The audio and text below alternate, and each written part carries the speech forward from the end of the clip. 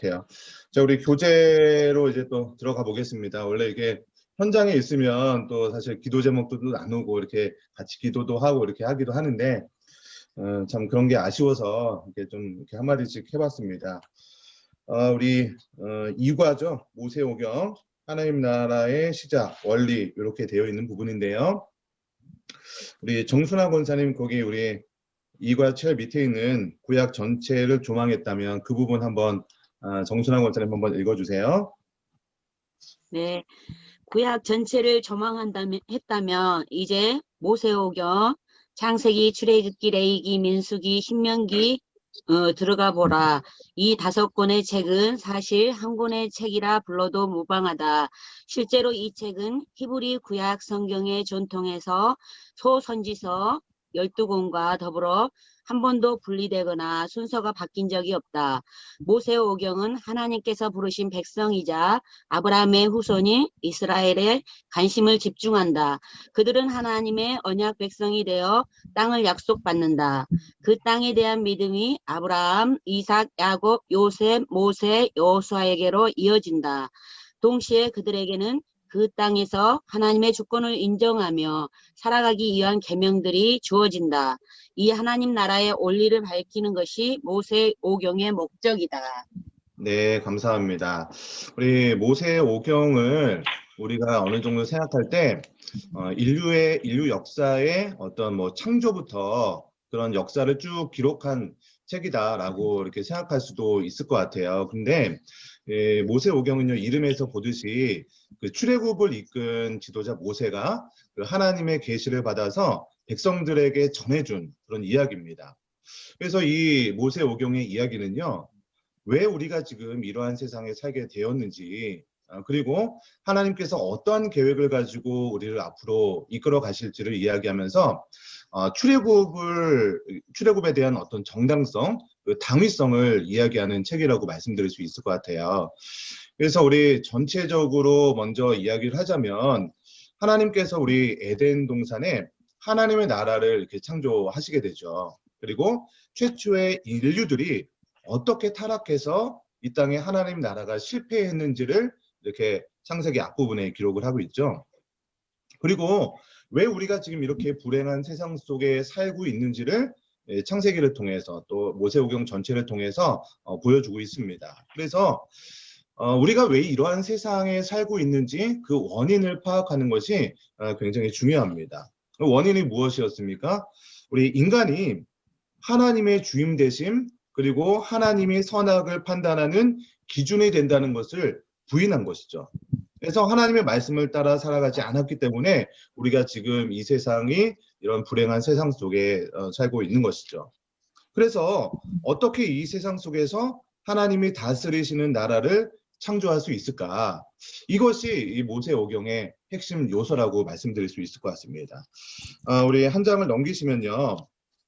그냥 넘기시면은 모세오경의 내용분해 28페이지에 있는데 이렇게 기록하고 있습니다. 모세오경은 크게 하나님께서 창조한 세상이 어떻게 지금과 같은 세상이 되었는지에 대한 기원을 설명하는 부분, 특별히 창세기 1장부터 11장까지. 그러니까 모세오경을 크게 두 부분으로 나눌 수 있는 거예요. 그래서 앞부분은 창세기 1장부터 11장까지의 내용인데 이 내용의 주된 내용은 어떻게 지금과 같은 세상이 되었는지, 그러니까 어떻게 지금 이런 어떤 세상 속에서 죄가 관연해서 우리가 지금 이런 어떤 불안전한 그런 세상에 살게 되었는지 이런 것들을 설명한 내용이 첫 번째 부분이라면 이제 창세기 12장부터 시작해서 마지막 우리 신명기까지는 이 에덴에서 쫓겨난 인류가 살아가는 이 세상에 어떻게 하나님 나라가 세워지고 발전해 나간지를 기록한 부분으로 좀 크게 나눌 수 있을 것 같아요. 그래서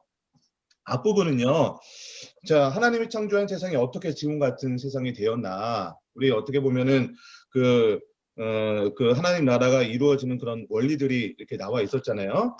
첫 번째 하나님께서 에덴 동산에서 하나님을 반역했죠. 에덴 동산에서 인간들이 하나님의 그 선악과 명령을 어기면서 반역을 했었죠.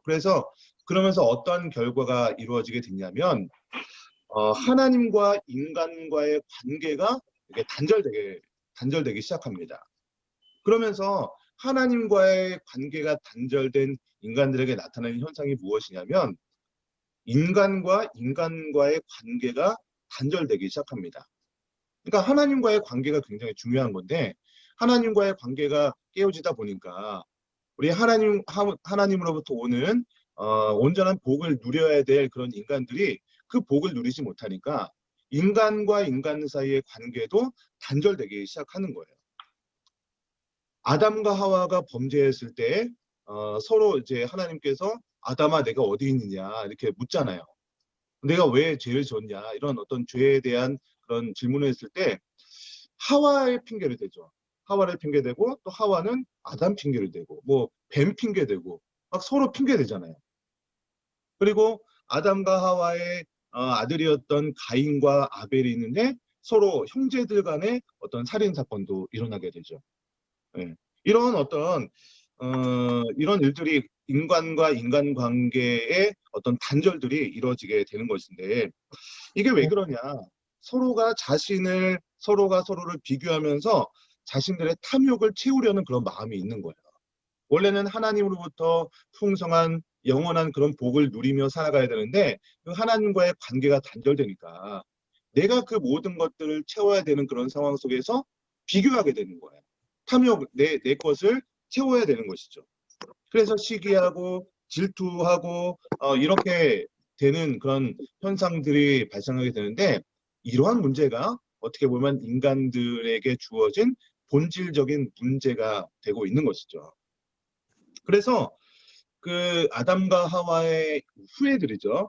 그 창세기 5장에 보면 아담과 하와의 그 아담의 족보들이 쭉 나옵니다. 예, 그러면서 그 아담과 하와의 후예들이 만든 세상은요. 하나님이 주신 지혜를 가지고 여러 가지 기술이 발전합니다. 그리고 예술도 발전하고요. 뭐 두발가인 뭐 그런 사람이 막 나오잖아요. 예술이 발달하고요. 목축업이 발달하고 농업이 발달하는 그런 세상을 살아가게 됩니다. 그런데 그런 인간들이 행한 모든 일은 악하게 되죠. 결국 그래서 악한 인간들에게 하나님께서 노아의 홍수 심판을 주게 되는 것이죠. 그래서 하나님께서 이것을 해결해서 다시 에덴 동산으로 돌아가게 한다는 메시지를 계속해서 전하고 있는 것이 이 모세오경의 핵심적인 내용이라는 것이에요. 여러분, 그런데 에덴 동산에 들어가는 그런 문이 있어요. 에덴 동산에 들어간 원래 에덴 동산 안에 생명을 알게 하는 나무 그리고 선악을 알게 하는 나무 이 두 가지 나무가 있었거든요. 근데 아담과 하와가 선악과를 따먹음으로 어떻게 됩니까? 에덴 동산에 쫓겨나게 되고 생명나무의 열매를 더 이상 따먹지 못하게 되는 거예요. 그래서 이 에덴 동산에 들어갈 수 있는 이 또 생명나무를 먹을 수 있는 이것을 그룹들이 불칼을 들고 이렇게 두루두루 돌면서 이곳에 아무도 들어가지 못하게 하는 것들을 보게 되죠. 여러분 그래서 생명나무로 돌아가는 길을 이 두루 또는 이 천사들이 불칼과 화영검을 가지고 지키고 있다. 이런 내용이 창세기 3장에 기록이 되어 있습니다. 여러분 그래서 우리 스스로가 참된 어떤 영원한 삶에 도달할 수 없게 되는 것이죠. 그래서 영원한 생명을 얻을 수 없는 그런 현실 가운데 놓여졌다. 이 내용이 창세기 앞부분에 기록되어 있는 것이에요. 여러분 이것이 그 모세오경의 커다란 두 가지 이야기 중에 앞부분 창세기 1장부터 11장까지의 이야기라면 우리 두 번째 이야기 창세기 12장부터 시작해서 신명기까지의 이야기는 이런 겁니다. 아브라함을 통해서 위에서 제기했던 그 문제들을 해결하는 것.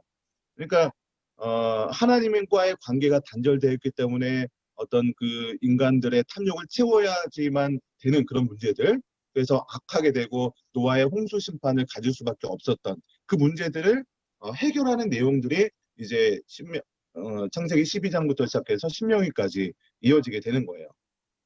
그래서 이런 모든 이야기들을 조금 더 이제 이 모세오경보다 좀 더 큰 관점으로 이해하기 시작하면은 예수 그리스도의 이야기까지 또 포함될 수 있는 거예요. 그러니까 예수 그리스도를 통해서 온 인류를 하나님의 백성으로 택하고 구원해 가시는 이야기로 또 확장시켜서 이야기할 수 있는 거예요.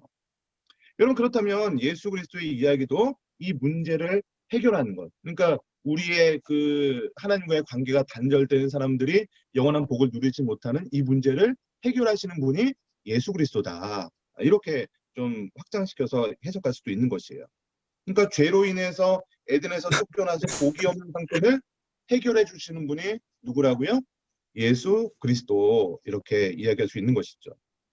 여러분 이것은요 우리의 삶을 잘 설명할 수 있어요. 우리가 우리의 삶에서 하나님 없이 우리가 우리의 삶의 주인 되었기 때문에 하나님과의 관계가 단절된 것입니다. 네, 하나님과의 관계가 깨진 거예요. 그리고 그렇게 되면서 인류와 인간과 인간과의 관계가 깨어진 것이에요. 그래서 결국 이 세상은요 죄악된 세상이 되었죠. 여러분 그래서 뭐 부자나 가난한 자나 뭐 돈 있는 자나 없는 자나 뭐 능력이 있는 자나 없는 자나 모두가 다 이 세상에 살아가는 모든 인간들은요 우리 제자 훈련할 때 또 나오는 내용이기도 한데 내가 아무리 열심히 노력을 해도 허무한 인생 그리고 미래에 대한 두려움과 또 뭐 여러 가지 그런 관계적인 문제를 가지고 살아갈 수밖에 없는 그런 현실적인 문제가 우리 인간들에게 이렇게 나타난 현존이다 이렇게 얘기할 수 있을 것 같습니다. 자, 우리 28페이지 그 1번 보시면은 하나님 나라의 원리와 필요성 그러면서 이제 다시 시작을 하고 있습니다. 하나님 나라의 원리와 필요성 우리 창세기 1장부터 11장까지 내용인데요. 우리 권민아 집사님 여기 한번 읽어주시면 좋을 것 같습니다. 네, 방심하면 시킵니다. 네. 모세오경의 전반부인 창세기 1에서 11장은 하나님 나라의 원리를 제시함과 동시에 하나님 나라가 우리에게 왜 필요한지를 알려준다. 하나님의 백성 아담과 하와는 선악과를 먹지 말라는 명령을 어기고 하나님의 통치를 거부한다. 결국 하나님의 주권을 지키지 못한 아담과 하와는 에덴 동산에서 쫓겨났다. 쫓겨난 인류는 하나님께 반역하는 길로 나아간다. 에덴 동산에서의 실패는 지금 우리가 사는 이 세상에서 하나님 나라의 복음이 필요한 이유가 된다. 가인의 후예들은 열심히 세상 나라를 만들어갔다. 세상 나라의 핵심은 인간이 자신을 높이는 것이다. 그것은 바벨탑이 의미하는 바이다. 그러나 하나님께서는 언어를 흩으심으로 인간의 모든 시도를 막으셨다. 그리고 역사의 한편에서 아브라함 자손을 통해 하나님 나라의 사역을 새롭게 시작하신다.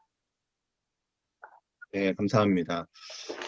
여기 하나님 나라의 원리와 필요성 이 부분 여기 좀 창세기 부분을 보시면은 사실은 이제 뭐 우리 각 권으로 뭐 창세기, 출애굽기 이렇게 각 권으로 들어가시면 좀 더 깊이 있게 나누긴 하는데 오늘은 뭐 이렇게 아주 깊이 다루긴 뭐하지만 창세기를 보시면 크게 이제 세상 나라와 하나님의 나라를 분리해서 계속 한쪽에서는 하나님의 나라가 발전되는 과정이 기록되는가 하면 또 다른 한편에서는 세상 나라가 발전되는 과정이 반복해서 기록이 되고 있어요. 그래서 그것을 보여지는 것이 사실은 창세기에 족보가 굉장히 많이 나옵니다. 여러분 족보가 나오면은 우리 굉장히 이거 왜 기록했어? 막 그러면서 뭐 아브라함은 뭐 누구를 낳고 누구를 낳고 누구를 낳고 그러면은 막 여러분 잘 읽으십니까 족보?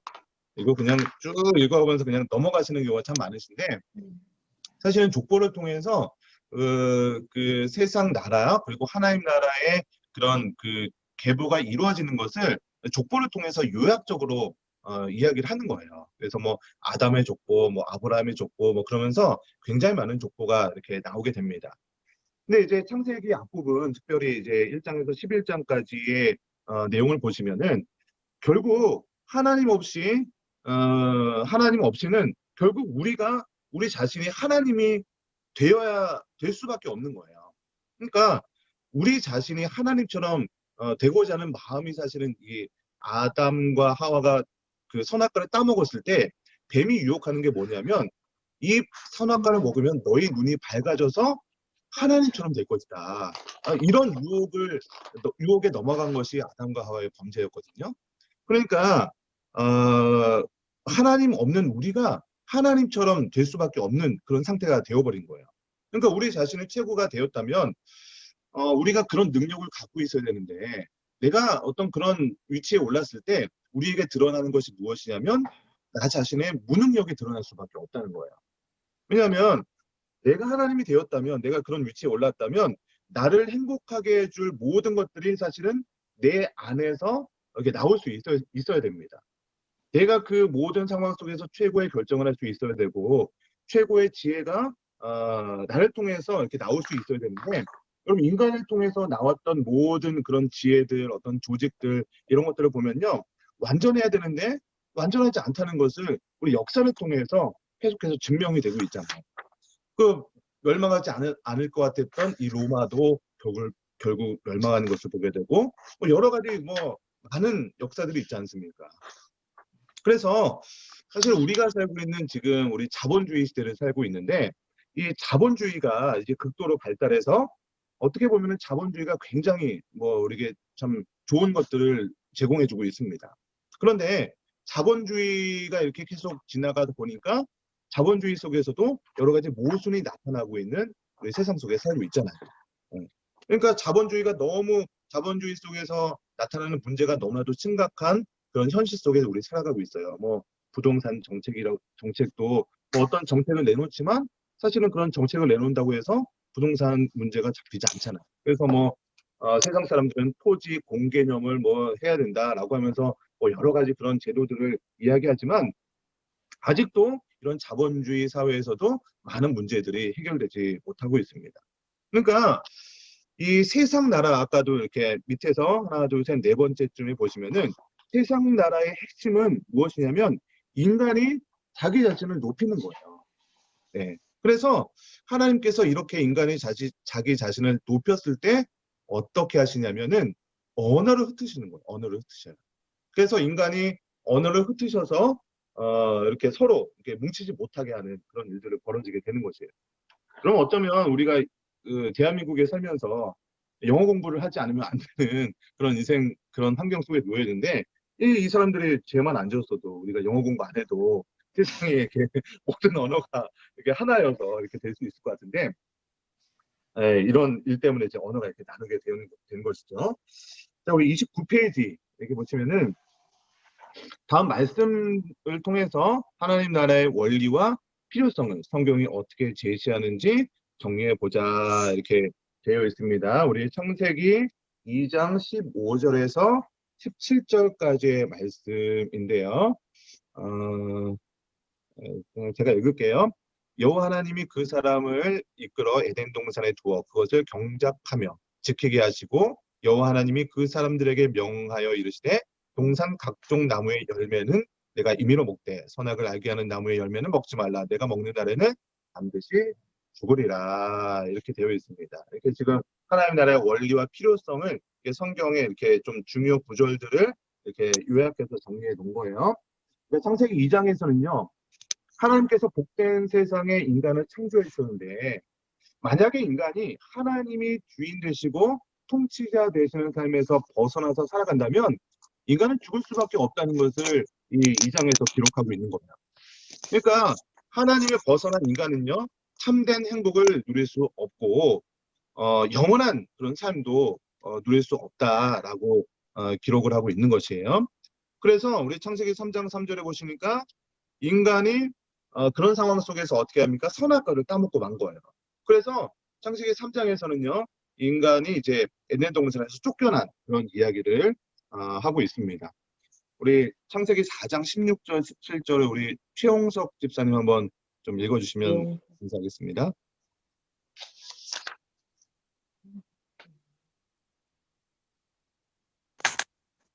교재에 있죠. 가인이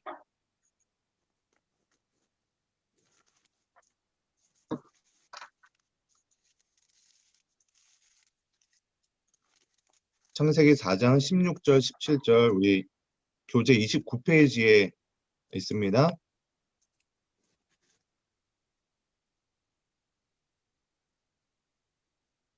세 번째 문장입니다.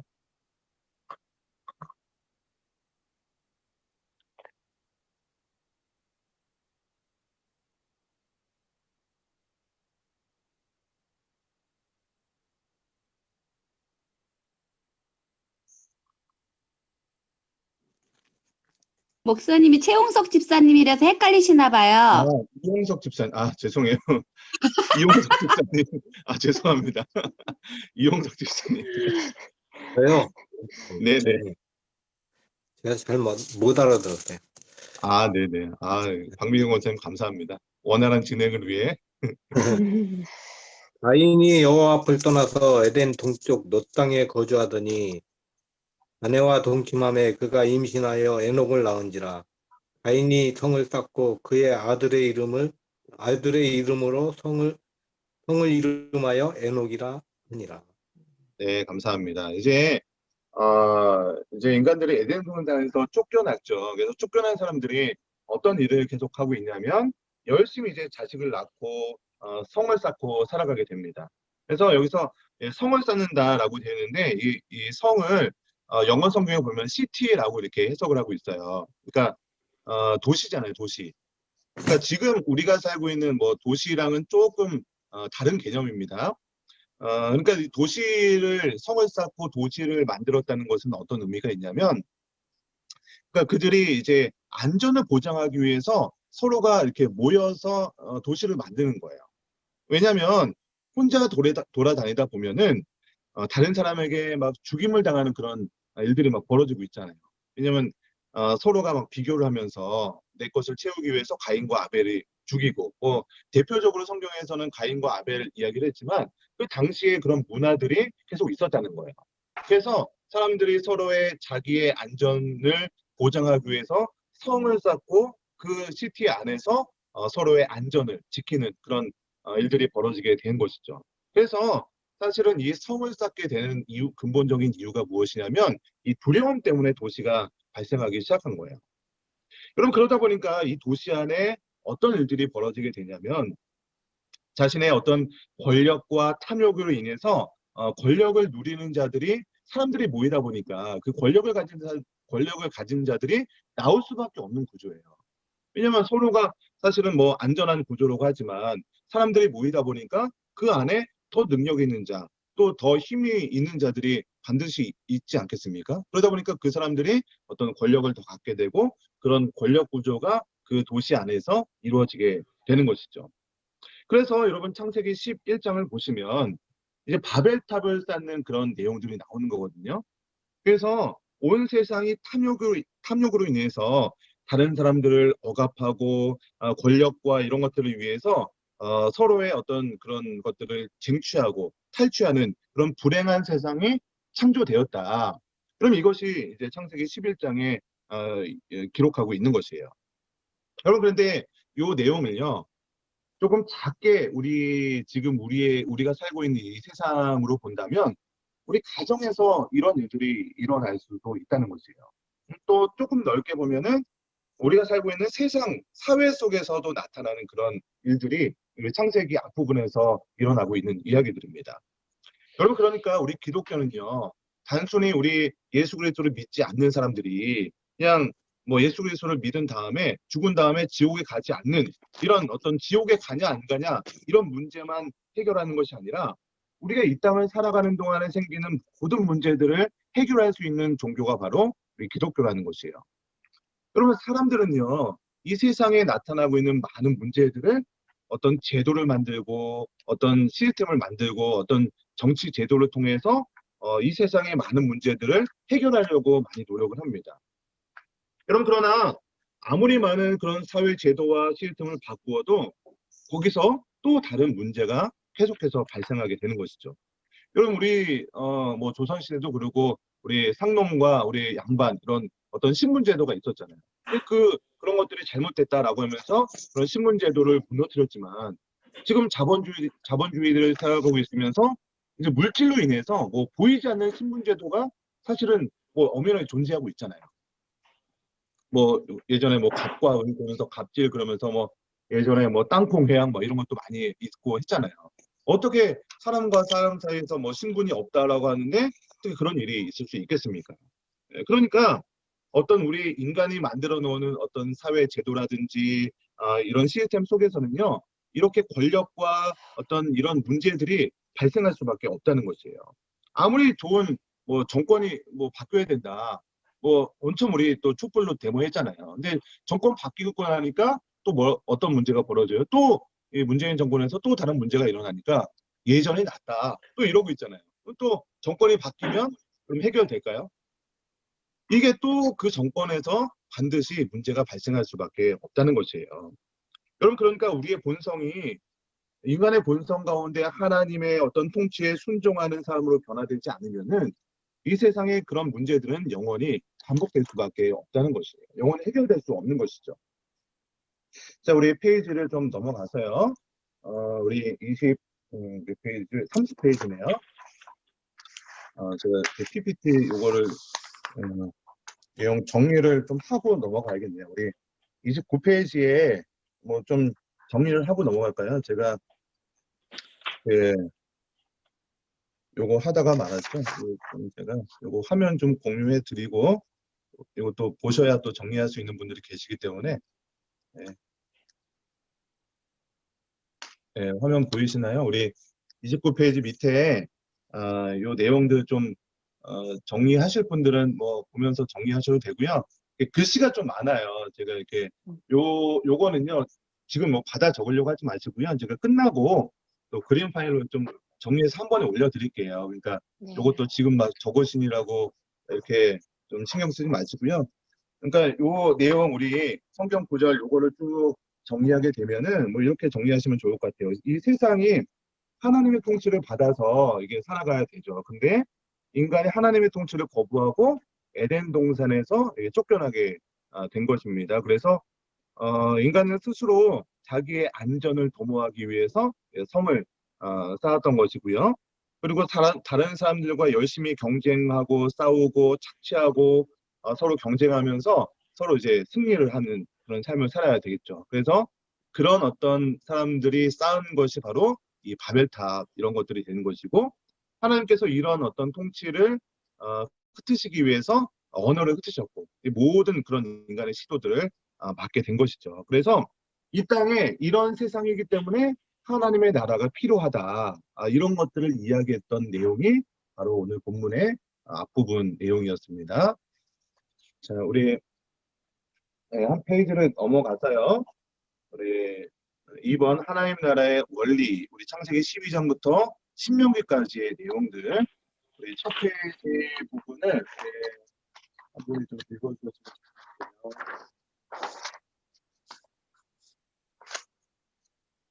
정홍래 권사님, 거기 하나님께서는 인류의 구원의 목적을 갖고 거기 좀 읽어주세요. 하나님께서는 인류 구원의 목적을 갖고 하나님 나라를 다시 세우는 것을 계획하셨다. 그 구원의 계획을 위해 하나님께서는 아브라함을 부르셔서 언약을 맺으셨다. 그 언약은 아브라함과 아브라함의 후손 이스라엘을 하나님의 백성으로 선택하시고 그들에게 땅을 주신다는 것이다. 그 약속의 땅 가나안으로 아브라함을 인도하셨고 이스라엘에게 그 땅을 주실 것을 약속하셨다. 이후 하나님께서는 이스라엘과 언약을 맺으며 하나님의 율법을 계시하신다. 이 율법에 순종하며 하나님의 말씀에 순종하는 삶을 살아갈 때 하나님께서 주신 가나안 땅에서 축복의 삶을 살게 될 것을 약속하신다. 네, 감사합니다. 우리 하나님께서 우리와 인류와 이제 언약을 맺고 그것이 이제 이루어지는 과정들이 지금 이제 신명기까지 이렇게 이루어지고 있는데 여기서 이제 언약은 하나님이 아브라함의 후손들과 지금 이제 어떤 구원 관계를 맺는 것이 이제 언약 관계를 맺는 그런 모습으로 그려지고 있어요. 그래서 언약은 말씀드렸지만 그 당시에 고대 근동의 하나의 풍습이었습니다. 그러니까 언약이라는 그 인간들이 하고 있는 그 풍습을 보면서 하나님께서 그 인간들의 모습을 가지고 이런 것들을 내가 너와 언약을 맺겠다 이렇게 사용하시는 것이죠. 첫째 줄에 보시면은 하나님께서는 인류의 구원을 목적을 갖고 하나님 나라를 다시 세우신다는 표현이 나오는데 하나님 나라를 세운다라고 하는 것은요. 하나님의 백성으로 이 타락한 인간을 선택하셔서 하나님께서 다시 우리를 다스리심으로 이 땅에 다시 복이 임하게 하시겠다. 이런 의미로 좀 이해를 하시면 좋을 것 같아요. 그래서 그런 인간들에게 하나님의 이제 백성으로 선택해 주시고 인간들에게 주시는 것이 율법을 주시는 거죠. 맨 마지막 세 번째 줄쯤에 하나님이 율법을 계시하신다 이렇게 되어 있는데 여러분 우리가 율법이라고 하면은 여러분 어떠한 느낌을 받으시는지 모르겠어요. 이렇게 좀 율법주의다 뭐 이런 느낌을 받고 율법은 좀 어려운 거다. 율법을 지키기 힘들다. 이런 어떤 느낌을 받을 수 있지만 사실은 율법을 주시는 것에 우리는 감사해야 됩니다. 왜냐하면 율법을 주시니까 그래도 우리가 어떻게 살아야 되는구나. 우리가 살아가야 될 그런 방향을 정해주는 것이 율법이잖아요. 만약에 우리가 율법이 없이 그냥 아무렇게나 살아라. 그러나 하나님의 통치를 순종하면서 살아라. 근데 그 어떤 구체적인 그런 율법의 조항들은 없어요. 그러면 얼마나 황당하겠습니까? 뭐가 하나님의 뜻대로 살아가는 건지 우리는 알 수가 없는 것이죠. 여러분 그렇기 때문에 우리에게 이 율법을 주신 것은 우리가 감사해야 될 그런 일인 것이죠. 자, 우리 30페이지에 이제 그림이 하나 있는데요. 이 그림을 좀 공유하면서 좀 설명을 드리겠습니다. 이 그림을 보시면 이제 첫 번째 이제 국민이라고 되어 있는 부분을 보시면은 이스라엘 그러니까 아브라함의 후손들, 그러니까 하나님의 백성들이 구성이 되는 그런 이야기들을 그려주고 있습니다. 이게 창세기 12장 여기 이스라엘 구성 밑에 보시면은 좀 작은 글씨로 창세기 B라고 좀 적혀 있어요. 그리고 출애굽기 A 그리고 민수기 B 이렇게 좀 구분을 되어 있습니다. 그러니까 이 얘기가 뭐냐면 창세기 A라는 부분은 아까 제가 그 창세기 1장부터 11장까지 내용이 있잖아요. 그 부분을 A라고 표현을 했다면 그 다음 부분을 창세기 B라고 이렇게 표현을 하고 있는 거예요. 여기서는. 그래서 창세기 12장부터 시작해서 출애굽기도 좀 앞부분, 특별히 한 18장 정도까지 부분은요. 하나님께서 이 세상을 구원하기 위해서 아브라함의 후손들을 이스라엘 백성으로 만들어 가시는 그런 이야기, 그러니까 국민을 세워주는 이스라엘 백성을 구성하는 그런 이야기가 특별히 이 모세오경 중에서 창세기 B 부분, 그러니까 창세기 한 12장부터 시작해서 출애굽기 A 부분, 출애굽기 18장 정도까지 이런 부분이 나와 있고요. 그리고 그들에게 이제 백성을 삼는 이야기도 민수기 B라는 부분이 있는데 이제 민수기 그 B 부분은 어떤 내용이냐면 이스라엘 백성들이 이제 출애굽했던 이스라엘 백성들 있잖아요. 그 출애굽했던 이스라엘 백성들이 이제 정탐을 하고 나서 이제 부정적인 보고를 받아들이게 됩니다. 그러면서 이스라엘 백성들이 이제 막 불뱀에 물려서 죽기도 하고 그리고 땅이 막 갈라져서 굉장히 많은 사람들이 죽게 됩니다. 그러면서 다시 새로운 그런 다음 세대들이 만들어지는 그 과정들이 민수기 그 중간 부분에 기록이 되어 있거든요. 그러니까 이런 부분들 지금 우리 창세기 B 부분, 출애굽기 A, 민수기 B 부분 뭐 제가 좀 그냥 크게 이렇게 나눠져서 표현을 하고 있는 건데 이 내용들을 보면서 우리는 뭐 굉장히 많은 부분들이 담겨 있어요. 창세기만 하더라도 창세기 12장부터 뭐 아브라함 나오고 이삭 나오고 뭐 야곱의 12아들 나오고 뭐 요셉 나오고 굉장히 많은 이야기들이 있잖아요. 그런데 이 성경을 보다 보면 굉장히 복잡하게 뭐 누가 누구를 낳고 뭐 아들이 누구고 사실은 우리는 그런 배경적인 이야기들은 굉장히 많이 알고 있지만 실제적으로 지금 그 부분들이 이루어지고 있는 내용의 뼈대가 무엇이냐면 지금 이 이야기를 통해서 하나님의 백성들, 이스라엘 백성들을 구성하고 있구나. 요게 지금 이스라엘, 이것이 성경을 읽는 이렇게 뼈대, 국민을, 이스라엘 백성들을 만들어가고 있는 이야기. 이게 지금 뼈대입니다. 그래서 그 이스라엘 백성들에게 가나안 땅을 약속해 주시는 내용이 모세오경 전체에서 여기 그림을 보시면 영토라고 되어 있는 밑에 보시면은 가나안 약속의 가나안을 약속하는 거죠. 이거는요 모세오경 전체에 두루두루 이렇게 퍼져서 나옵니다. 실제로 영토 가나안 땅을 주신 것은 아니고요. 약속의 형태로 계속해서 나타납니다. 이 모세오경에서 실제로 이 가나안 땅을 정복하는 것은 언제 나오죠? 역사서 처음 부분에 이제 여호수아서부터 이제 실제로 가나안 땅을 정복하는 내용이 나오고요. 모세오경에서는 계속해서 가나안 땅을 주겠다. 뭐 아브라함에게도 약속하고 이삭에게도 약속하고 또 야곱에게도 약속하고 계속해서 약속의 형태로 가나안 땅을 주실 것을 이야기하고 있는 것이죠. 이 이야기가요, 우리 뭐 창세기에도 보시면요, 굉장히 많이 약속을 하고 있어요. 뭐 창세기 50장에도 요셉이 죽을 때 후손들한테도 뭐 그런 약속을 합니다. 그리고 창세기 49장에도 보시면은 야곱이 죽으면서 12아들에게 뭐 여러 가지 그런 그 축복과 여러 가지 그런 유언들을 하는데, 그 유언에도 장차 유다 지파를 통해서 메시아가 올 것이다, 그러면서 뭐 나중 이야기까지 막 예언을 하고 있는 것이죠. 그런데 그 성경에 나오는 그런 뭐 아브라함이나 요셉이 그런 예언들을 할 때 어떻게 나중 일들까지 그런 것을 알고 예언을 할 수 있을까요? 그러니까 하나님께서 이들에게 어떤 영감을 주셔서 이런 일들을 알게 해주셨다는 것이에요.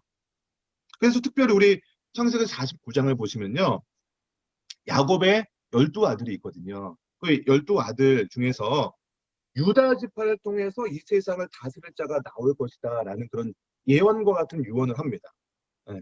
그 유언이요, 언제 성취가 되냐면 먼저는 가깝게는 다윗이 유다 지파를 통해서 나오는 거거든요. 그러니까 다윗을 통해서 성취되게 되고, 최종적으로는요, 예수님을 통해서 이 유다 지파를 통해서 나오는 것들이 성취가 되는 것입니다.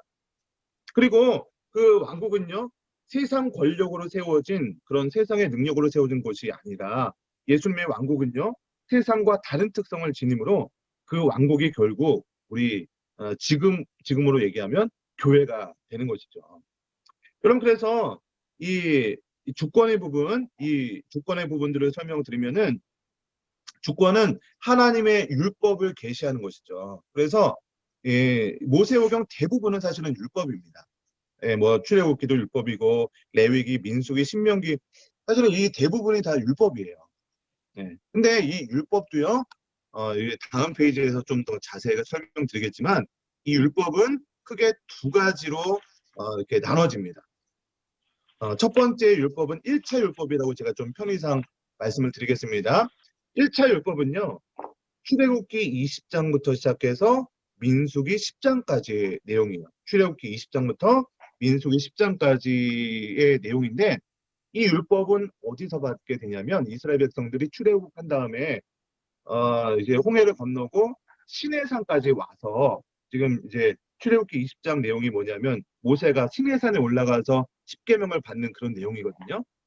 그러니까 거기서 지금 뭐 출애굽기 내용, 레위기 내용, 민수기 10장까지의 내용을 그 시내산에서 하나님으로부터 율법을 받는 내용. 그래서 이것을 1차 율법이라고 제가 좀 표현을 하겠습니다.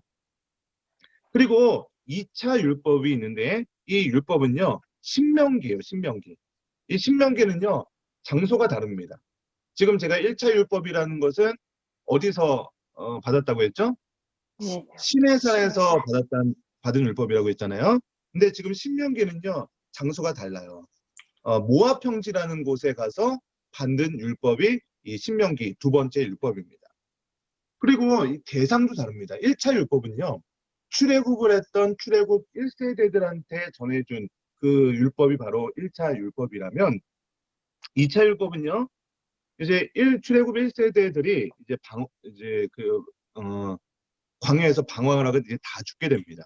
그러고 나서 그 죽은 이후에 그 출애굽 2세대들한테 하나님의 주권을 인정하면서 살아가라고 다시 주어진 율법이 바로 이 신명기입니다.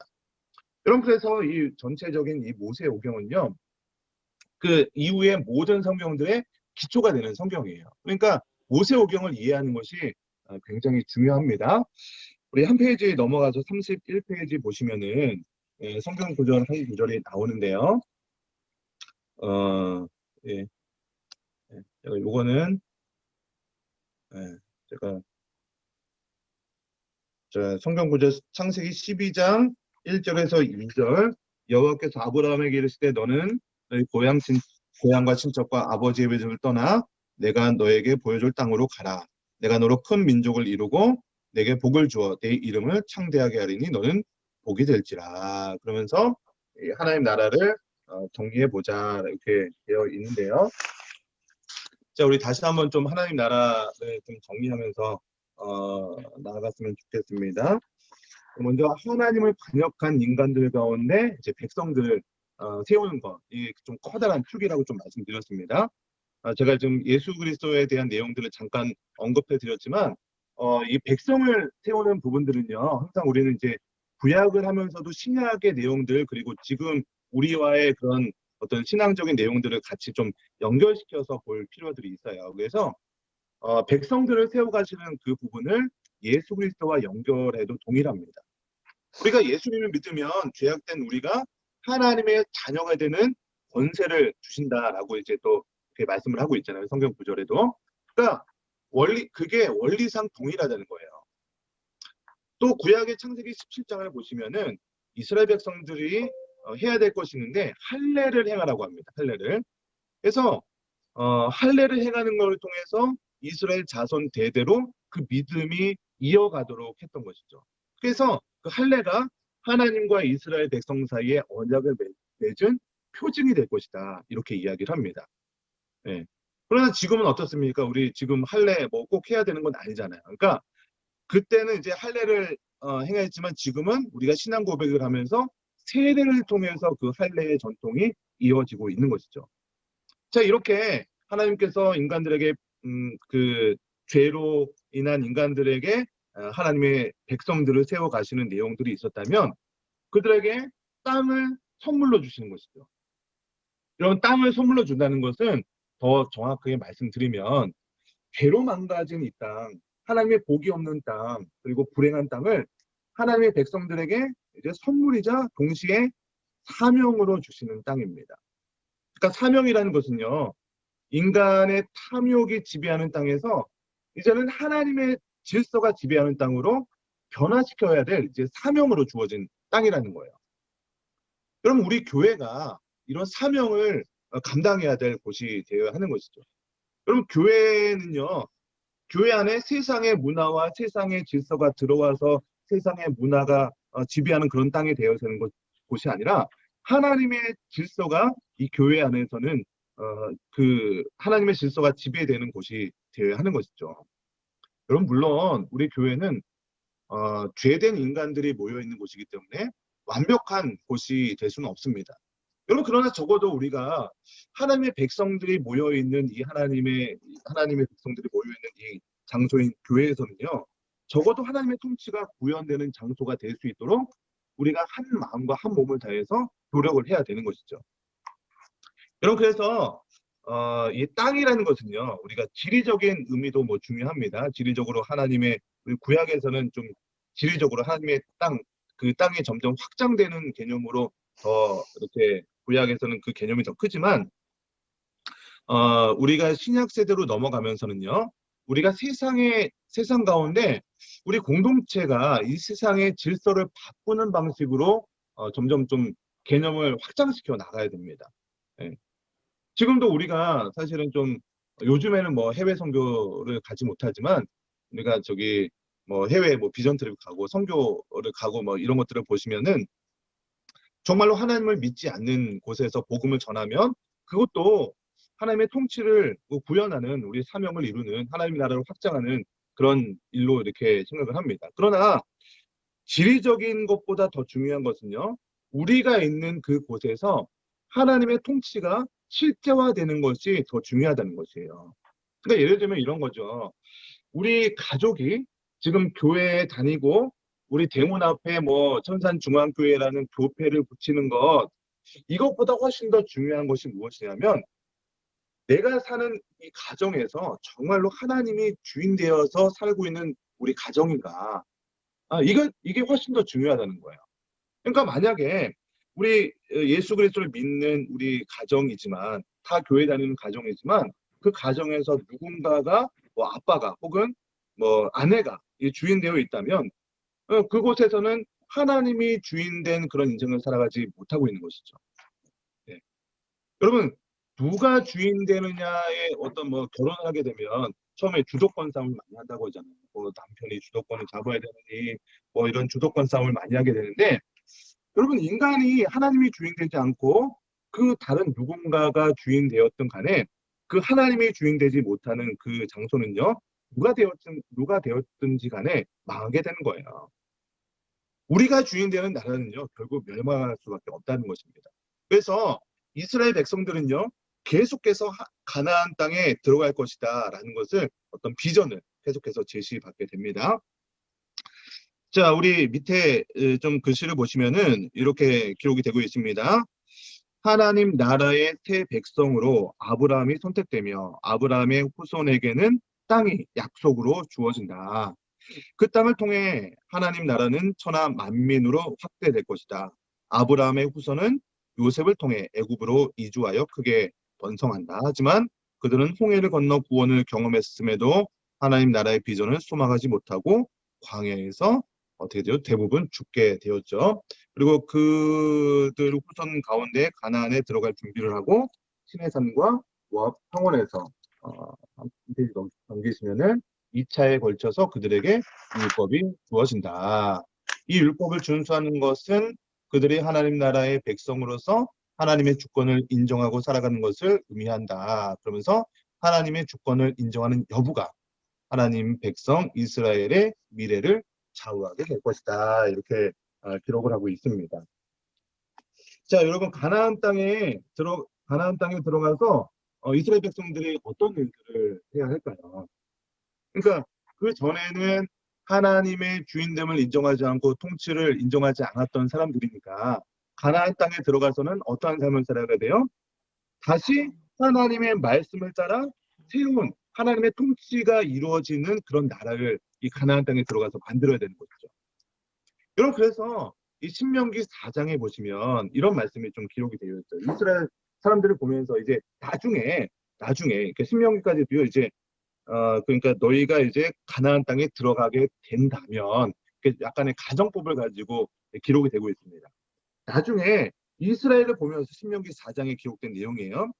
이스라엘 사람들을 보면서 이스라엘과 같은 위대한 나라가 어디 있느냐라고 사람들이 그렇게 말할 것이다.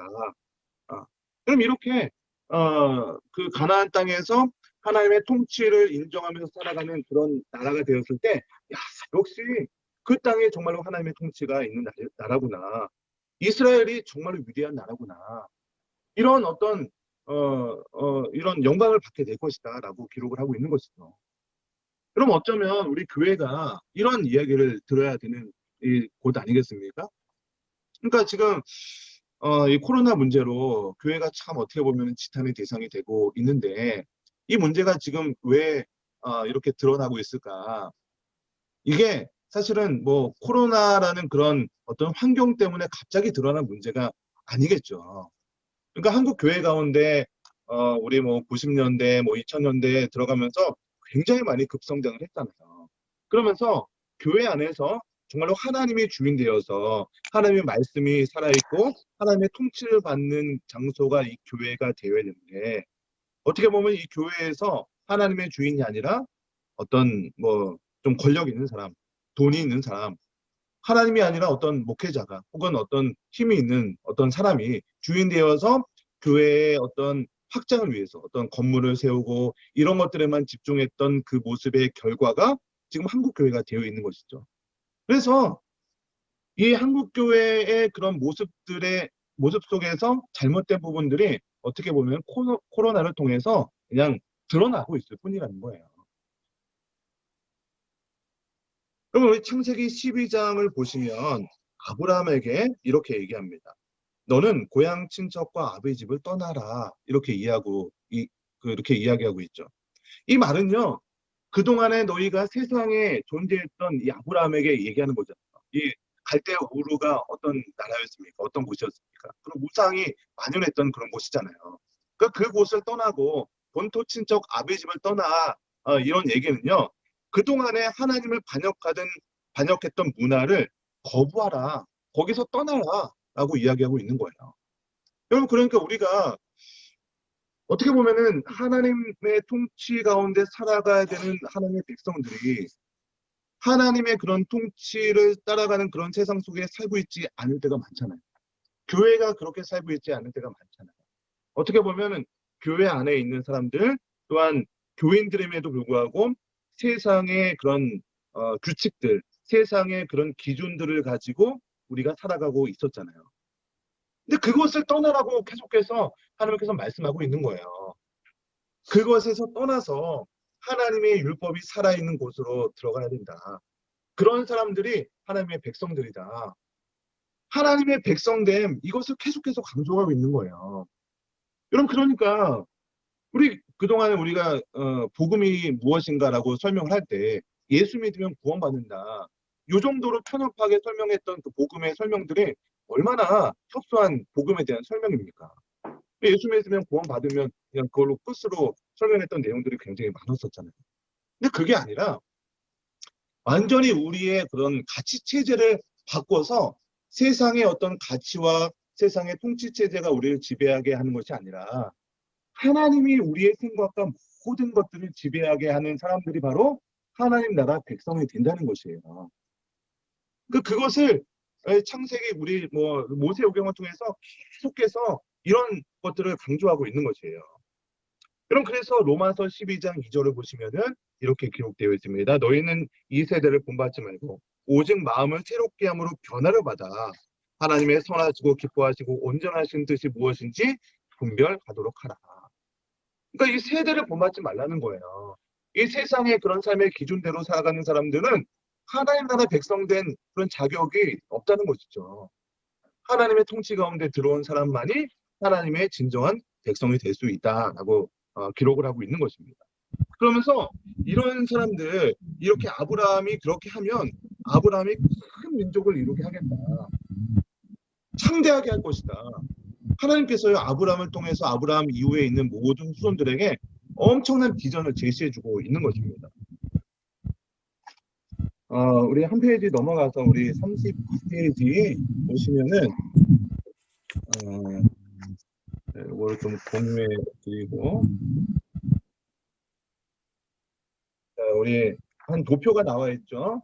이 도표를 보시면서 이제 모세오경 후반부에 아브라함에게 약속하신 하나님 나라가 구체적으로 어떻게 형성되는지 그 과정을 도표를 통해서 다시 한번, 지금 제가 여태까지 설명했던 부분들을 이 도표를 통해서 다시 한번 이렇게 설명을 드리겠습니다. 자, 여기 보시면은 중간에 뭐가 있습니까? 여기 중간에 보시면은 1차 율법이라고 되어 있잖아요.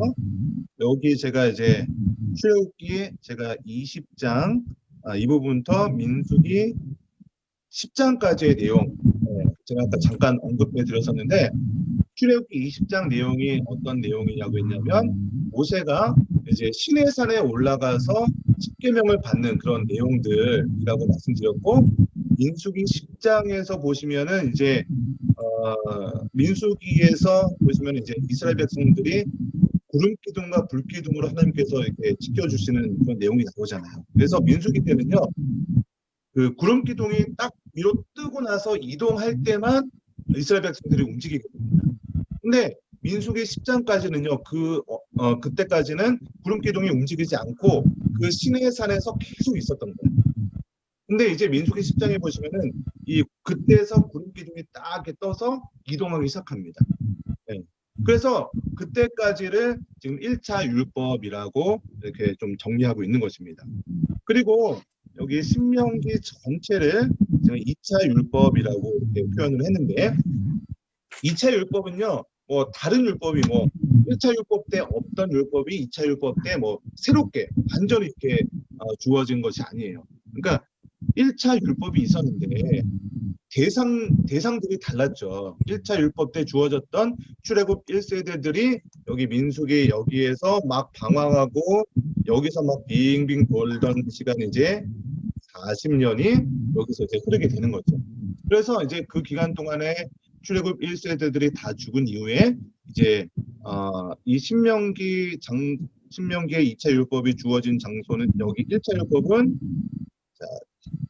시내산에서 주어졌다면, 이제 2차 율법은요, 여기 민수기에서 빙빙 돌면서 어디까지 이어지게 됐냐면 모압평지가 어디냐면은 요단강 이제 건너편이죠. 요단 동편, 요단강 건너기 직전 여기가 이제 모압 평지거든요.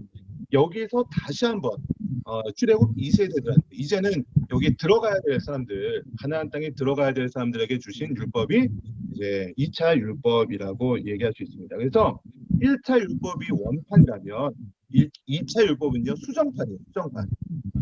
그러니까 1차 율법 때 있었던 내용 중에 뺄 건 빼고 그냥 추릴 걸 추려서 다시 한번 이제 직접 가나안 땅에 들어가서 실제로 그 율법대로 살아야 될 율법들만 추려서 기록한 율법이 2차 율법입니다.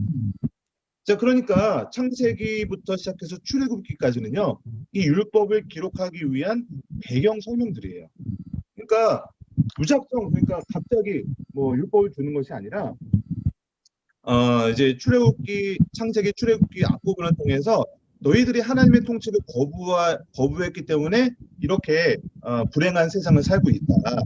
그러니까 너희들을 이제 내 백성으로 선택하고 이제 너희들은 내가 모세를 통해서 전해준 이 율법을 잘 지켜서 행하라. 예, 이것을 깔고 들어가고 있는 거예요. 그러면 너희가 가나안 땅에서 복을 받게 될 것이다. 이것을 설명하고 있는 거예요. 자, 우리 33페이지에 이렇게 들어가시면 이제 구체적으로 내용 설명이 이제 이어집니다.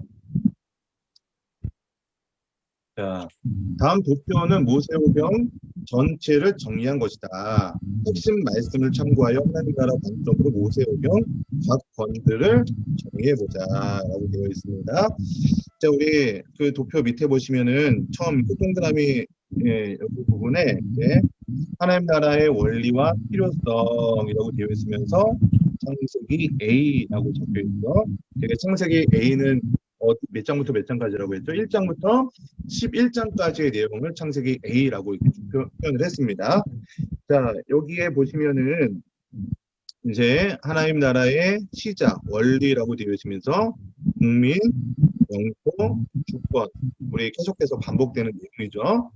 아까 어떤 분들이 이제 소감 얘기할 때 들어도 계속해서 까먹는다라고 하지만 요 국민 영토 주권, 요 원리 그리고 뭐 언약 이런 것들만 기억하시면은 계속 이어지는 거예요. 계속 반복합니다. 여러분 이제 15주 듣다 보면 이게 목사님 또 얘기하시네 이렇게 딱지가 앉을 정도로 제가 이야기할 내용이 요 이야기예요. 그래서 여러분들 나중에는 이게 입에서 술술 이렇게 설명이 나올 정도로 이제 되게 하는 것이 제 목표입니다. 그래서 저는 뭐 계속 반복입니다. 목사님 이 아는 얘기 또 하시네. 그러면 아시는 분한테 제가 설명을 해봐라. 그러면 이게 설명이 또 안 돼요. 아는 것 같은데 설명하려고 그러면 목사님은 잘하던데 왜 나는 안 되지? 이렇게 되거든요. 그래서 제가 또 반복하는 겁니다. 자, 이제 국민에서 보시면은 아까 제가 출애굽기 그리고 창세기 그다음에 출애굽기 부분 그리고 18장 정도 18장 19장 요 정도 민수기 B 부분이라고 좀 말씀드렸죠. 그래서 민수기 중간 부분에 이제 민수기는 백성들이 반역하는 부분 그리고 이제 다 죽고 나서 새로운 세대가 일어나는 부분까지가 이제 국민을 형성하는 부분이라면 영토 이거는요 모세오경 전체에서 약속의 형태로 그러니까 아직 주어지진 않았지만 계속해서 주실 것이다 라고 약속을 하고 있는 내용이죠. 그리고 주권 하나님의 율법이죠. 이거는 출애굽기 B 부분 쭉 사실은 전체예요. 전체 율법 전체죠. 그래서 모세오경의 핵심은요 이 율법이에요. 율법. 근데 우리는 어떤 뭐 배경적인 이야기는 굉장히 뭐 주일학교 때부터 많이 들어서 좀 배경적인 거는 잘 알고 있어요. 뭐 아브라함이 뭐 어떤 일을 했고 뭐 팥죽을 뭐 누가 썼고 그런 배경적인 이야기는 많이 알고 있지만 그런 어떤 율법이고 뭐 국민을 어떻게 선택하고 이런 것들은 조금 뒷전에 있는 경우가 있었는데 사실은 이스라엘 백성들은요 율법이 무엇인지 계속해서 자녀들에게 가르치고 그것을 잊지 말도록 했던 것이죠. 자, 이제 홈페이지 밑에 부분 보시면은 이제 창세기부터 마지막 출애굽 신명기까지 내용들을 좀 정리하면서 마치는 게 오늘의 이제 증도의 마지막입니다. 자, 1번 보시면은 창세기 그러면서 하나님 나라의 원리와 시작 그러면서 창세기 2장 15절에서 17절 그러면서 이렇게 시작을 했는데요. 먼저 창세기 전체를 좀 정리해 보면 창세기 1장부터 11장까지는요. 하나님 나라의 원리와 필요성에 대해서 이야기를 하는 것이죠. 그러니까 특히 하나님 나라의 필요성, 왜 하나님 나라가 필요한지를 설명하고 있어요. 계속해서. 그러니까 창조가 있었고 타락했기 때문에 이 세상이 이런 상황이 되었다. 그렇기 때문에 하나님 나라가 필요하다. 이런 것들을 계속해서 얘기하고 있는 것이죠. 그래서 사실은 우리 인간들은요, 모두가 행복한 삶을 살아가길 원합니다. 그렇지 않습니까, 여러분? 우리 다 행복하길 원하잖아요. 그런데 행복하려면 우리가 왜 지금 불행하게 살고 있는지 그 원인을 정확하게 파악을 해야 됩니다. 여러분, 그렇기 때문에 창세기가요, 우리가 인생을 살아가는데 너무나도 중요한 그런 핵심적인 인간들이 불행한 삶을 살게 된 원인에 대해서 핵심적인 내용들을 정리해주고 있는 성경이에요. 그러니까 우리가 왜 이러한 세상에 살게 되었는지 원인을 제공해주고 성경이 그것을 정확하게 진단해주고 있는 것이죠. 그럼 우리 자신이 이 세상에서 아무리 잘 살려고 노력을 해도 죄로 인해서 이 욕심의 한계, 욕심의 범위를 벗어날 수가 없다는 것이에요. 그럼 이것이 하나님 나라의 필요성을 계속해서 창세기 1장부터 11장까지가 이야기해 준다면 12장부터 마지막 50장까지는요, 이제 백성들을 형성해가는 이야기죠. 그래서 아브라함과 언약을 맺고 그들의 후손을 통해서 백성들이 형성해 되고 그들에게 가나안 땅을 주시겠다라는 것을 계속해서 약속을 하고 있는 것이죠. 이 안에 굉장히 많은 이야기들이 담겨 있잖아요. 근데 이 전체적인 이야기가 뭐냐면은 하나님의 백성을 형성해 가고 있는 이야기구나. 이런 관점을 우리가 이해를 하셔야 됩니다. 그럼 창세기를 이렇게 백성을 형성해가는 이야기로 이해하지 않으면은 창세기에 보시면은 굉장히 좀 난해한 해석이 나올 수 있는 부분들도 있어요. 특별히 창세기 38장에 보시면은 그 유다와 이 다말의 그 가족들의 어떤 뭐 자녀를 낳고 하는 그런 부분들이 나옵니다. 그 내용들이 좀 어떤 것이냐면 이 유다와 다말 사이가 어떤 사이냐면 이 유다가 그러니까 시아버지고요. 이 다말은 아들의 부인이니까 며느리예요. 근데 이제 아들이 죽고 이제 대를 잇지 못하니까 이 다말과 가족들이 어떻게 하냐면은 계대 결혼을 합니다. 그러니까 형이 죽으니까 그 동생이 결혼을 하고 동생도 죽으니까 그 동생이 결혼하고 이런 과정들이 이루어지게 됩니다. 근데 이 동생들이 다말을 통해서 자녀를 낳지 않는 거예요. 근데 하나님께서는 그것을 보고 그 아들들이 자녀를 낳지 않는 것을 죄로 취급을 하게 됩니다. 그리고 이런 상황 속에서 이 다말은요, 시아버지인 이 유다와 관계를 맺고 자녀를 낳으려고 하는 그런 일들이 벌어집니다. 그러니까 이게 하나님 나라의 백성들을 이루어가고 있는 그런 관점으로 보지 않으면은 이게 뭐 무슨 얘기인가? 왜 무슨 이런 뭐 콩가루 집안 얘기를 하고 있나? 이렇게 해석할 수 있다는 것이에요. 여러분, 그리고 아브라함이 사라와 관계 속에서 자녀를 낳지 못하니까 사라가 이 몸종을 주잖아요. 그러면서 이스마엘을 낳게 되는 그런 과정을 주게 되는데 하나님께서는 그 과정을 통해서 이스마엘을 통해서는 하나님께서 하나님 나라를 이루어지지 않겠다. 아브라함과 사라를 통한 씨를 통해서만 이스라엘 백성들을 형성하시겠다. 이렇게 약속을 하잖아요. 근데 그렇게 어렵게 얻은 이삭이었는데 하나님께서 그 이삭을 바치라고 얘기합니다. 이게 뭐가 맞지 않은 이야기처럼 보이잖아요. 근데 하나님께서는요, 그렇게 어렵게 얻은 자식을 바치라고 했을 때 아브라함이 그래, 이건 하나님께서 하나님의 나라를 형성해 간다는 그런 믿음을 갖고 있었기 때문에 거기에서 기꺼이 이삭을 드리는 그런 믿음을 시험했던 것이죠. 그러니까 지금 그런 세부적인 이야기들이요, 이것들이 지금 하나님 나라의 백성을 형성해 가고 있는 그런 관점으로 봐야 되는구나. 이렇게 성경을 이해하셔야 이 모든 이야기들이 하나님의 백성을 형성해 가는 과정이구나. 이렇게 이해할 수 있다는 것이에요. 출애굽기랑 레위기랑 이런 부분들이 좀 남아 있는데 뭐 간단하게만 좀 짚고 넘어가겠습니다. 우리 출애굽기 내용을 보시면요, 출애굽기 1장부터 18장까지의 내용은 이제 이스라엘 백성들이 이제 요셉을 통해서 애국으로 가잖아요. 그래서 큰 민족을 이루게 되었는데 이 애굽에서 10가지 대형을 통해서 모세라는 지도자를 통해서 애굽에서 나오는 장면까지가 이제 출애굽 장면이고요. 출애굽해서 이제 12장, 13장 넘어가면서 14장에 이제 홍해를 건너는 장면도 나오죠. 그리고 쭉 이어져서 이제 18장, 19장에 가면은 이제 시내산에 도착하는 내용들까지가 이어집니다. 자, 그리고 19장부터 시작해서 40장까지의 내용이 시내산에서 언약을 주는 내용, 그리고 특별히 성막을 주는 내용이 되게 굉장히 중요합니다. 성막을 통해서 하나님께서 성막이 무엇이냐면 그동안 이스라엘 백성들이 하나님을 직접 만날 수 없는 상황이었죠. 그래서 성막에 그런 율법을 주시면서 내가 이렇게 명령한 규례대로 성막을 만들게 되면 내가 그곳에서 임재해서 너희를 만나주겠다. 이런 것이 이 출애굽기에서 주어지는 그런 율법의 내용이었다는 거지. 그러니까 시간 관계상 조금 간단하게 짚고 넘어가지만 그럼 레위기는 뭐냐?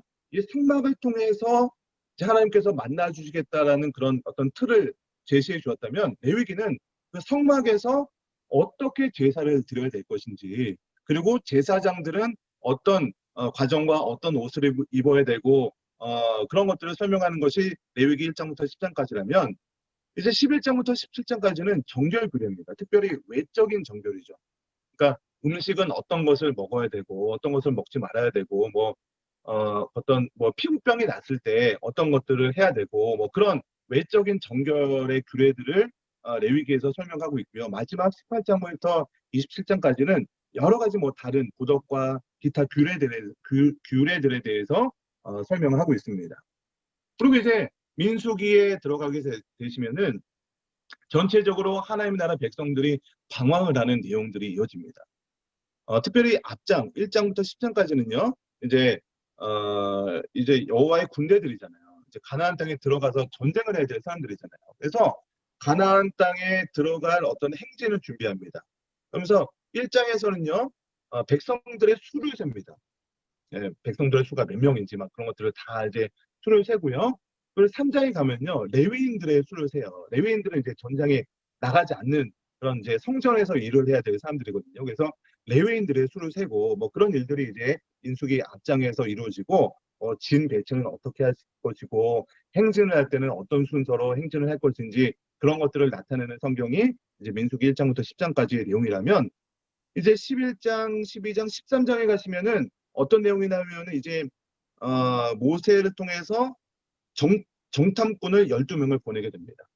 그때 이제 그런 여호수아 관련 말고 10명이 부정적인 보고를 하게 되죠. 그래서 14장, 15장에 가시면은 이스라엘 백성들이 어느 때까지 나를 멸시하겠냐 그러면서 이제 사람들이 다 죽어나가는 거예요. 굉장히 많이 죽어나가고 이제 불뱀 얘기도 나오고 그러면서 38년 동안 이제 광야에서 빙빙 도는 내용이 계속 이어지게 되는 거예요.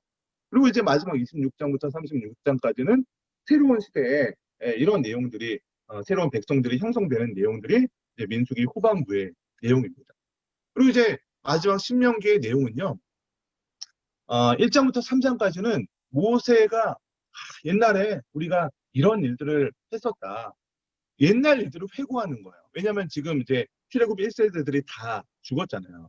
그러니까 옛날에 하나님께서 어떤 일을 하셨는데 우리가 과거의 창조 때부터 그런 일들을 회고하는 거예요. 그러면서 왜 우리가 율법을 지켜야 되는지 그런 것들을 이야기해 주는 것입니다. 그러면서 이제 4장부터 11장까지는 이제 시내산 율법을 다시 한번 기록을 하는 것이죠. 그러니까 여기서는요. 이제 그 1차 율법과 2차 율법의 웬만한 거는 거의 동일합니다. 십계명이라든지 그런 율법들은 다 동일하지만 1차 율법에서 빠진 것들이 있어요. 2차 율법 때는. 그게 뭐냐면 성막에 대한 율법들은 빠집니다. 왜냐하면 이미 성막을 만들어서 들고 다니고 그렇게 하고 있기 때문에 성막을 어떻게 만들어야 될지 그런 율법들은 빠집니다. 그리고 제사를 어떻게 드릴지 제사장들이 어떤 해야 될지 그런 부분들도 빠지게 돼요. 왜냐하면 이미 제사를 드리고 있었기 때문에 그런 율법들은 다시 줄 필요가 없는 것이죠. 그래서 다시 준 율법, 이 모압 평지에서 준 2차 율법은요. 그런 중복되는 율법들, 이미 하고 있는 율법들은 다 삭제를 하고요. 이제 새 땅에서 어떠한 삶을 살아가야 될지 이런 율법들을 다시 주는 내용들이 신명기 이제 12장에서 26장까지 내용이라면 이제 27장에서 마지막 내용들을 보면서 언약을 갱신합니다. 예, 축복과 저주를 이렇게 이야기하는 거예요. 예, 이제 너희가 이렇게 살게 되면은 하나님의 놀라운 축복을 받을 것이고 하나님의 율법을 지키지 않으면 저주를 받을 것이다.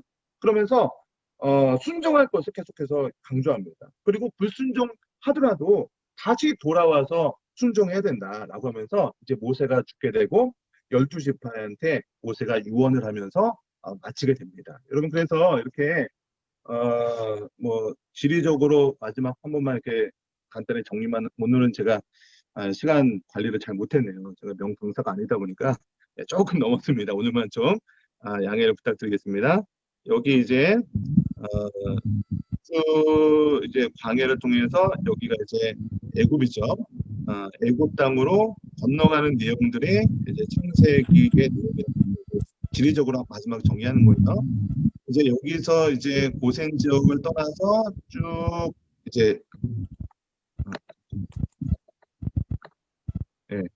여기가 이제 홍해잖아요. 홍해를 건너서 여기가 시내산이거든요. 지금 여기 밑에 부분은 여기 밑에 부분은 여기가 홍해 바다고요. 여기 끝에 이렇게 툭 튀어나온 부분이 시내산이 있습니다. 그래서 출애굽기 앞장까지 1장부터 18장까지의 내용들이 쭉 이동하는 내용이었고요. 여기 시내산에서 출애굽기 19장, 24장부터 레위기, 민수기 10장까지입니다. 민수기 10장까지가 여기 시내산에서 있었다면 이제 여기서 사실은 이쪽으로 올라가면 바로 가나안 땅이거든요. 바로 들어가면 되는데 여기서 이제 이스라엘 백성들이 반역을 하고 그러다 보니까 여기 바람 광야에서 38년 동안 빙빙 배회하다가 쭉 가게 된 곳이 여기가 어디라고요? 모압 평지. 여기가 제가 사이에 여기 요단강 위로 올라가면 뭐 갈릴리 호수 이런 것들이 있었죠. 그래서 이 모압 평지에서 딱 넘어가면 여기가 이제 이스라엘 여기 가나안 땅인 거죠. 그래서 여기 모압 평지까지 오는 내용이 민수기라면 이 모압 평지에서 율법을 주는 내용이 이 신명기 말씀입니다. 여러분 그래서 이런 어떤 지리적으로 이렇게 마지막으로 좀 설명을 드렸고요. 이 내용 이제 제가 뭐 핵심과 결론 이 부분은 제가 좀 그림 파일로 정리해서 드리도록 하겠습니다. 네, 오늘 이렇게 조금 제가 시간이 오버됐는데 이제 모세오경은 좀 이렇게 마치고요. 다음 시간에는 우리가 역사서 배우도록 하겠습니다.